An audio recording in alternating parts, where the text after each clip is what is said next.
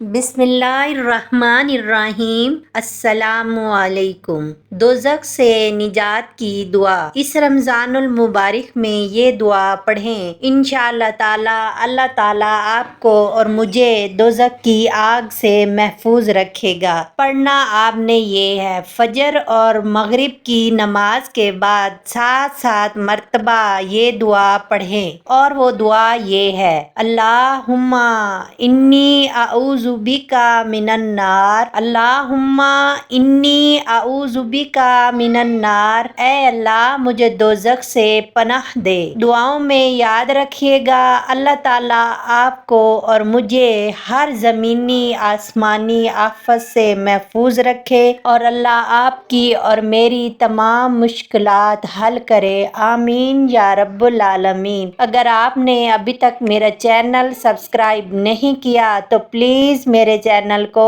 Subscribe کر دیں۔